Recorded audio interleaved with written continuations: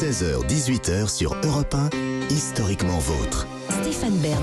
Chaque après-midi dans Historiquement Vôtre, je dois l'avouer, je suis extrêmement heureux de participer à ce moment. Ravi que ce quiz ait lieu et que Jean-Luc le présente, ça me comble de bonheur. Ah bah peut-être que vous pouvez préciser, Stéphane, que vous êtes comblé de bonheur quand vous gagnez.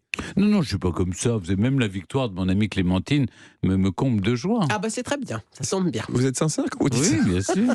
Eh ben alors ne faisons pas attendre la joie, jouons. Alors je sais que dans ce quiz qui est une épreuve pour vous deux, en général il y a une espèce de solidarité. Oui. Exceptionnellement, sur cette première question, je voudrais qu'il n'y ait aucune solidarité. Vous allez comprendre pourquoi. Donc je compte sur vous, Clémentine. D'accord ? Non. Ah, si, vous allez vite comprendre. On ne le dira jamais assez, Stéphane, il faut peut-être se méfier de Wikipédia. Je suis tombé sur la fiche d'un ancien magistrat à la Cour des comptes, longtemps président des associations familiales protestantes. Alors, j'ai pas le temps d'énumérer toutes ces prestigieuses activités. Sachez juste qu'il fut le papa de Clémentine Portier-Kaltenbach. Je veux parler de Pierre-Patrick Kaltenbach. Selon Wikipédia, il a conçu une affiche en 1972 qu'il a placardée dans la Drôme et dans l'Isère, où il y avait marqué quelque chose d'assez surprenant. Mais quoi ? Foire du sexe rural à Mans ou Festival du joint de drogue à Mans ? Redites la première ? Festival du sexe rural à Mans ou Festival du joint de drogue à Mans? J'imagine que vous avez la réponse. Oui, j'ai la réponse. Ouais. Parce qu'on a bien rigolé. Voilà. Ah oui. Vous comprenez pourquoi je voulais pas de solidarité aujourd'hui. Ça se dit mince d'ailleurs. Oui. Mens, Mens, comme Mensana. C'est une ville où souffle l'esprit. C'est la capitale. Ouais. On l'appelait la petite Genève du calvinisme. Ça a été un haut lieu de la là réforme où- protestante. alors. C'est là où les plus enragés des parpaillots derrière les Ouais. diguières se sont retranchés.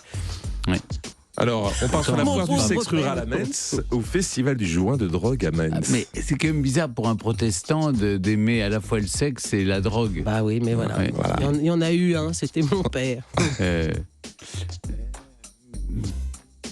En même temps, Clémentine est née, donc il ne devait pas détester la bagatelle.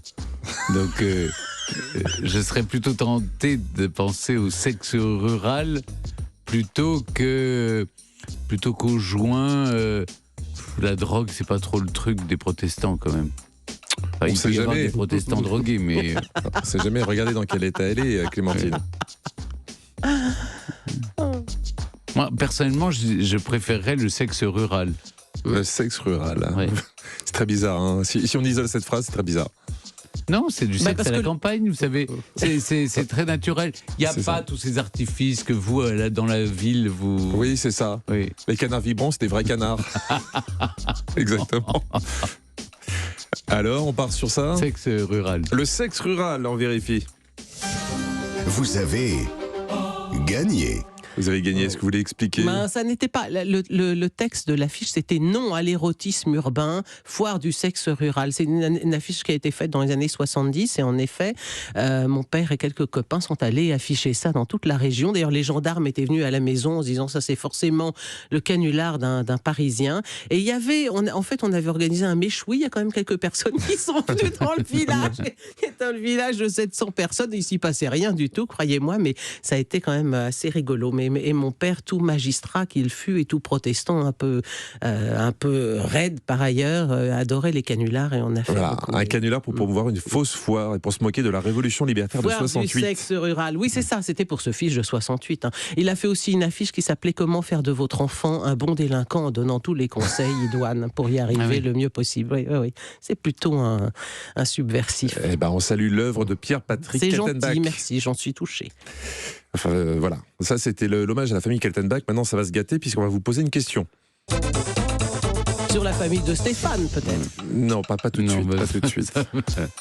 Il ne l'a peut-être pas inventé, mais il a été un des premiers à en faire un. En tout cas, c'est la première fois qu'on en trouve trace. Et ça, là, je parle du CV, Ah oui. le curriculum vitae. Mais qui a été le premier à faire un CV? Shakespeare, De Vinci ou le Père Lachaise? Alors, il y a quelques jours, quelques temps, je vous ai parlé de la lettre de candidature de Léonard de Vinci.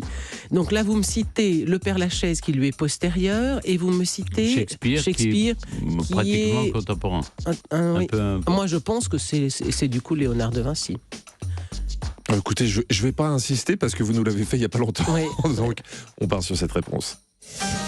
Vous avez gagné. Alors, expliquez-moi pourquoi on met dans le quiz des questions sur mais des ça- sujets que Parce que Clémentine ça a va, traités. écoutez, ça m'a coûté suffisamment cher. Vous C'est pourriez pour être discret. vérifier qu'elle écrit bien ses rubriques. Et là, c'est la Non, mais preuve. là, il y a un problème. Il y a un problème de déontologie. Ne Non. binaillez pas, du tout, parce Stéphane. que je pense qu'on pourrait faire des questions sur la rubrique de Clémentine d'il y a 2 jours. Peut-être que vous feriez des erreurs. Voilà, il y a une prime à l'écoute, il y a une prime à Oui, l'écoute. oui. Hein C'est horrible. Non, Tant c'était- d'injustice me choque. Je crois que les auditeurs aussi sont très choqués. Ah, ils sont outrés même. De Vinci, on a retrouvé le sien donc en 1482. On ne connaît pas de CV plus vieux. Il avait donc 30 ans. Léo était surtout artificier et il l'a envoyé au duc de Milan. Oui, mais ne refaites pas la chronique de Clémentine. Il y a peut-être des gens qui l'ont pas Si, écouté. si, c'était tellement intéressant. Voilà. Bon, écoutez, hein, Merci Jean-Luc. vous l'avez fort bien Merci. raconté. Ah non, il y a Jean-Luc, peu. vous faites très fort aujourd'hui. hein. Ça va se gâter Je crois qu'elle se maintenant. moque. Hein. Bon, bah écoutez, Non, non, pas du tout. C'est très sincère. mais merci beaucoup. Moi, je vous aime beaucoup également. Une question pour Stéphane. Le KKK, ça vous parle? Oui. Le Ku Klux Klan était un peu sectaire, on peut le dire. On peut le dire. La preuve, il n'acceptait pas les femmes. Hmm. Qu'importe, a été créé en 1923 un Ku Klux Klan que pour les femmes. Vrai ou faux? Ben non, s'ils veulent pas de femmes au Ku Klux Non, Klan. mais enfin, c'est comme dans la franc-maçonnerie. Il y a des loges strictement masculines, ils s'en est créé des féminines. Vous avez déjà rencontré une femme KKK, vous? Oh, bah, bien sûr.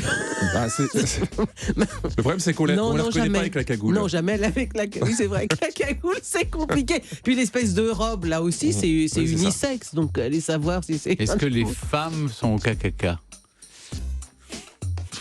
Oh, attendez, ça c'est vraiment un truc d'homme exalté, Ah, oui, moi, raciste, vieux vois pas de beau, femme. Vous wasp. pensez que les femmes ne je peuvent peux pas pas être penser qu'une racistes et femme- exaltées? Si, mais enfin, Non. si vous voulez, dans les années 20, ils ont d'autres chats à fouetter Ouais. d'aller passer Non, leur je week-end au vois Ku pas Klux des Klan. femmes KKK.